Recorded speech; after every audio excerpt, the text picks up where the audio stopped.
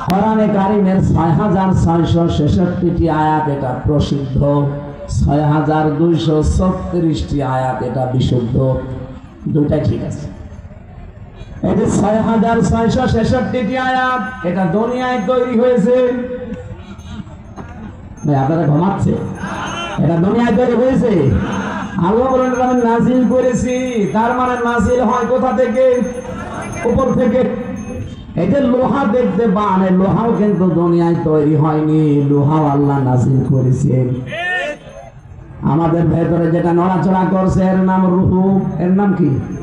এর রূহ তৈরি হয়েছে কোথায়? জগতে। এই দুনিয়াতে রূহ তৈরি হয় না। এই পৃথিবীর যা যা এখানে তৈরি হয় তার খাবারও এখানে আল্লাহ উৎপাদন করে দিয়েছেন।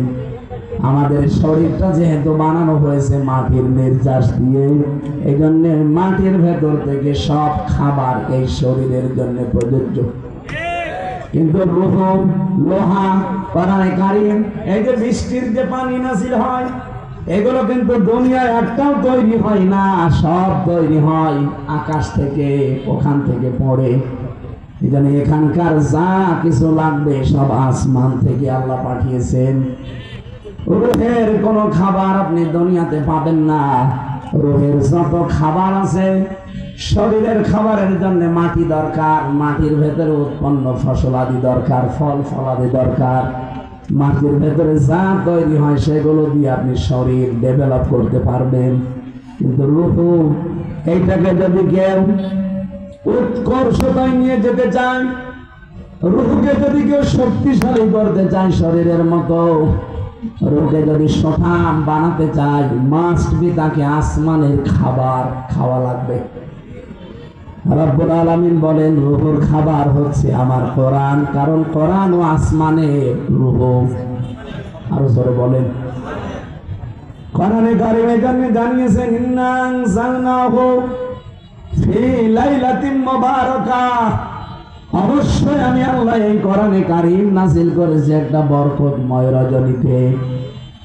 এই ফি লাইলাতিন মুবারাকার ব্যাখ্যা আমি তাফসীরে ফি জিলালিল কোরআন দেখেছিলাম। মুফাসসির জানিয়েছেন আল্লাহ রাব্বুল আলামিন এই বরকতময় রজনী যেদিন কোরআনে কারীম নাযিল হয়, ওই দিন তিনি এই পৃথিবীর প্রথম আসমানে একটা বিশেষ নজর তার সৃষ্টি জগতের উপরে দেয়। একটু খেয়াল করেন। এমনি আল্লাহর নজর আমাদের উপরে দেওয়া আছে, কিন্তু লাইলাতুল কদর যেটা বলা হয় সবে কদরের রাত, এই কদরের রাতে আমার আল্লাহ যেদিন কোরআন নাযিল করেছিলেন, ইন্না আনজালনাহু ফি লাইলাতিল কদর ওয়া মা আদরাকা মা লাইলাতুল কদর লাইলাতুল কদরি খায়রুম মিন আলফি শাহর তানাজ্জালুল মালাইকাতু ওয়ার রূহু ফিহা বিইذনি রাব্বিহিম মিন কুল্লি আমরিন সালাম হিয়া হাত্তা মাতলাইল ফাজর। আল্লাহ একটা বিশেষ নজর দিয়ে রাখেন, লক্ষ লক্ষ ফেরেশতা পাঠিয়ে দেন, তারা আল্লাহর ইবাদত যারা করে তাদের সাথে মুআনাকা করেন, মুসাফা করেন, তাদের জন্য মাগফিরাতের দোয়া করেন। এখন আমরা বাংলাদেশে একটা ভ্রান্ত ধারণা নিয়ে আছি, অনেকেই মনে করি ইবাদত মানে লাইলাতুল কদর আসবে, লাইলাতুল মেরাজ আসবে, লাইলাতুল বরাত আসবে, আর আমরা নামাজে দাঁড়িয়ে বিশাল বিশাল নামাজ পড়ব, 2 রাকাত করে 1000 রাকাত নামাজ শেষ করে ফেলবো না। ফেরেশতারা এসে দেখে কোন লোকটা আল্লাহর ইবাদতে লিপ্ত আছে। ইবাদত মানে শুধু নামাজ পড়া, রোজা রাখা, কোরআন পড়া, তাসবিহ পড়া না। এই পৃথিবীর সর্বশ্রেষ্ঠ ইবাদত হচ্ছে আপনি মানুষ হয়ে মানুষের উপকার করবেন। কি কথা বলছেন? কুনতুম খায়রা উম্মাতিন উখরিজাত লিন-নাস তা'মুরুনা বিল মা'রুফ ওয়া তানহাউনা আনিল মুনকার ওয়া তু'মিনুনা বিল্লাহ। সূরা আলে ইমরানের 110 নম্বর আয়াতে আল্লাহ বলেন তোমরাই শ্রেষ্ঠ জাতি, শ্রেষ্ঠ উম্মাত, মানুষের কল্যাণের জন্য আমি আল্লাহ তোমাদেরকে বের করেছি। তার আমাদের শ্রেষ্ঠত্বের প্রমাণ হচ্ছে আমার দ্বারা যেন মানুষের কল্যাণ হয়। আর আমরা এমন মানুষ, আমাদের দ্বারা মানুষের কল্যাণ হওয়া দূরের কথা, আরো অকল্যাণ হয়। 15.5 বছরে আমার দ্বারা এমন এমন মানুষ জেল খেটেছে যার জীবনে থানার বারান্দায় যাওয়া লাগে না। এই কথা বলে না কেন?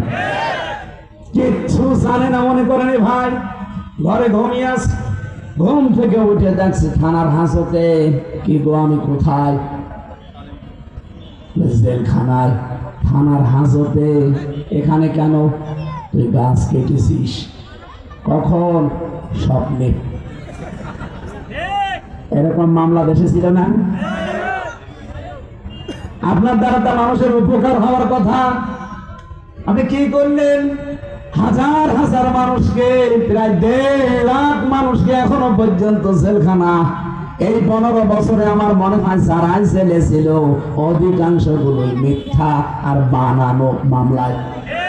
এই জন্য আমরা চাই হাসিনার আমলে যারাই জেলে গেছে এই মানুষগুলোকে আর ভেতরে রাখা ঠিক না, ছেড়ে দেওয়া দরকার।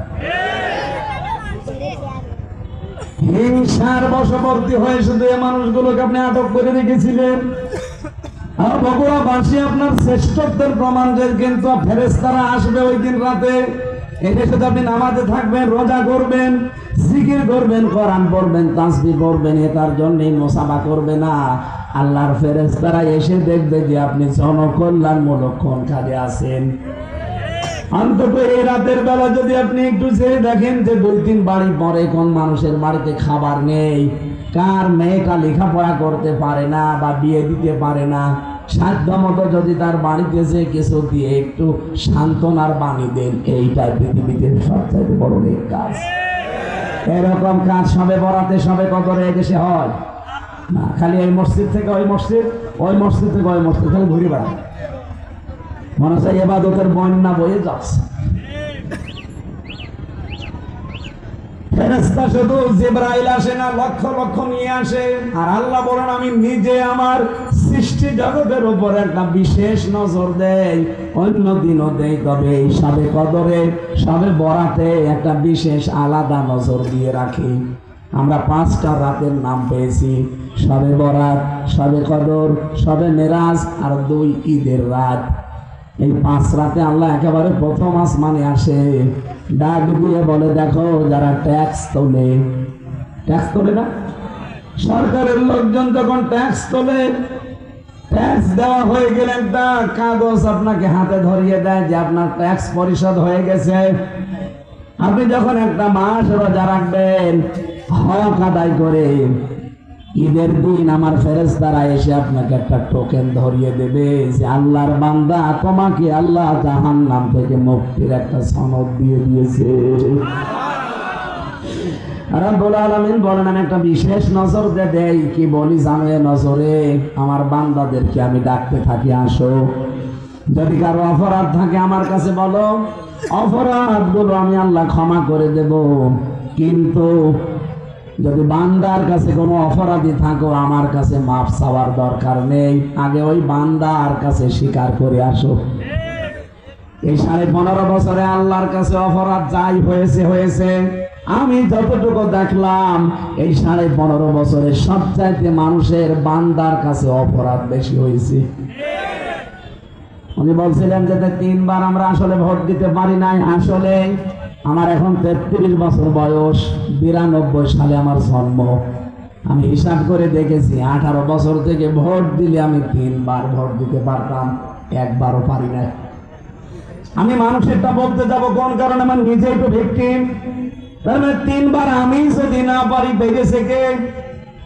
একবার তো একবারে 154 জন হয়ে গেলেন, আর একবার রাতের ভোট দিনে করে ফেললেন। কথা বলেন না? ভোটটা কিন্তু আমার অধিকার ছিল, আমার হক ছিল, আপনি আমাকে দিতে দিলেন না। রাতের ভোট যে দিনে হয়েছে প্রমাণ আমার সাথে এক ওসি ছিল, ওই যে নুসরাত হত্যা মামলার ওসি। উনি একদিন আমার ফাঁসির কন্ডেম সেলের ভেতরে এসে আমার বলছো, হুজুর আপনি সেলে এসেছেন, আমি খুব খুশি হয়েছি। কেন আপনি খুশি হয়েছেন কোন কারণে? আমি জেলে পয়সা মরছি আর আপনি খুশি না? বাইরে আপনার ওয়াশ শুনতাম কিন্তু কাছে যেতে পারতাম না, আজকে একেবারে সরাসরি দুইজন এক জায়গায়, এই জন্য আপনি খুশি। কেন কি প্রশ্ন করবেন বলেন?